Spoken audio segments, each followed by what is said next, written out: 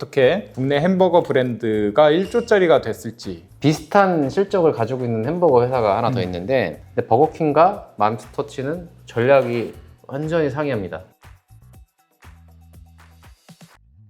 싸이버거를 파는 이 회사 맘스터치죠. 새 주인을 찾고 있습니다. 희망가가 근데 1조 원이래요. 어떻게 국내 햄버거 브랜드가 1조짜리가 됐을지 한번 살펴보시죠. 맘스터치의 M&A 이력을 보면 2019년도에 KLM 파트너스라는 이제 PE가 지분 56.8%를 1,900억 정도에 주고 인수를 했던 이력이 있고, 2022년 초에 1,200억 원을 추가 투입해서 지분 100% 확보 후 상장 폐지했던 이력이 있어요. 상장 폐지 이후 바로 매각을 시도했는데 당시 20배가량의 멀티플을 원했던 걸로 보여요. 그래서 잘 매각이 안 되고 24년 2월에 매각을 좀 철회했다가 한 2년 정도 지난 뒤 지금 다시 이제 매각을 좀 준비하고 있는 것 같습니다. 이번에 멀티플은 한 10배 정도로 지금 영업이익 에비타가 많이 올라와가지고 아틀라스로 한번 볼까요? 매출액이 진짜 지속적으로 상승했어요. 21년도에 매출액이 3천억에서 연평균 10% 이상의 성장을 거쳐오면서 25년도 작년도에는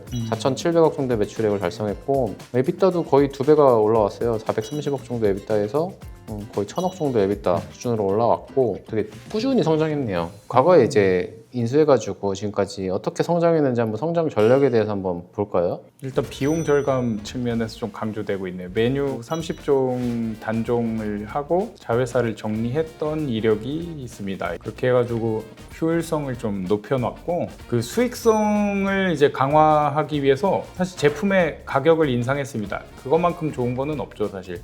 이게 또 해외 확장까지 이제 해가지고 적자를 내던 이제 베트남, 미국 법인은 이제 철수를 하고 오히려 마스터 프랜차이즈로 전환하면서 태국, 몽골, 라오스에 진출해서 이제 해외 진출을 좀 더 늘린 거죠. 이렇게 해가지고 해외 확장으로 큐를 늘리고 수익성을 강화하기 위해서 가격을 인상하면서 비용을 절감해서 전반적으로 이제 영업이익의 질을 완전히 개선을 해버렸어요. 실제로 비용 구조를 보면 매출 원가 비중이 많이 줄었어요. 21년도에는 66.7%인데 25년도 보면 한 63% 정도에서 매출 원가 비중이 줄었고, 판관비도 소폭이지만 감소한 모습을 보이고 있습니다. 비슷한 실적을 가지고 있는 햄버거 회사가 하나 더 있는데 바로 한국 버거킹입니다. 버거킹 같은 경우에는 이제 16년도에 어피너티가 VIG 파트너스에서 그 100%를 이제 2,100억 원에 인수를 했는데, 그리고 21년도에 매각을 추진한 바 있습니다. 근데 인수자를 찾지를 못했어요. 그 다음에 이제 매각을 철회하고, 근데 지금 26년에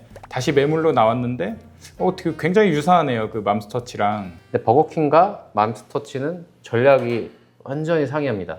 맘스터치는 이제 가맹사업, 프랜차이즈, 결국에는 가맹점주들이 장사를 하는 그런 형태의 그 F&B 회사고요. 버거킹은 직영점, 회사가 직접 음식 사업을 하는 거죠. 직영 모델은 일본 버거킹 분석할 때도 봤는데 점포 투자를 직접 하다 보니까 영업이익과 에비타의 차이가 엄청 커요. 한국 버거킹의 법인명이 이제 BKR인데 영업이익이 420억인데 에비타는 1,060억, 500억 이상의 감가상각비로 이제 비용 처리가 되고 있다는 얘기고, 맘스터치의 재무제표를 보면 영업이익이 860억, 에비타는 970억. 가맹 사업에 집중하고 있다 보니까 이제 감가비가 그렇게 크지는 않은 상황이고요. 수익성을 비교해 보면 버거킹의 매출액은 거의 9천억에 가까이 돼요. 근데 이제 맘스터치의 매출액은 한 4천억 정도.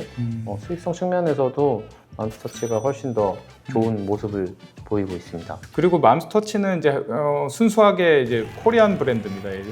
버거킹은 뭐 아시겠지만 이제 글로벌 브랜드잖아요. 그렇기 때문에 글로벌 본사에다가 로열티를 내야 되는 그 비용 구조상의 약간 불리한 점을 이제 가지고 가는 거죠. 실제로 BKR의 손익계산서를 보면 특허권 등 사용료 25년 기준으로 한 400억 정도 잡혀 있는 걸 보면 총 매출액의 한 5% 정도가 로열티가 아닐까. 실제 이렇게 해외 그 약간 메이저 브랜드의 로열티가 생각보다 높아요. 그 브랜드 가치인 거죠. 최근에 그 공차도 매각을 진행하고 있는데 공차도 이제 3조의 밸류로 딜을 진행하려고 지금 고민하고 있다고 들었는데, 공차가 성장했던 전략이 국내에서 잘 성장했고 일본이랑 대만에 자리를 잘 잡아가지고 결국에는 이 버거킹의 본사 모습처럼 자리를 잡아가고 있는 거죠. 해외에서 잘 되면 이제 마스터 프랜차이즈를 여러 해에 내면서 이런 로열티 수익을 가져갈 수 있는 것들이 되게 좋은 포인트라고 생각이 되고, 이 브랜드 파워가 이제 어마어마한 것 같아요. 그러게요.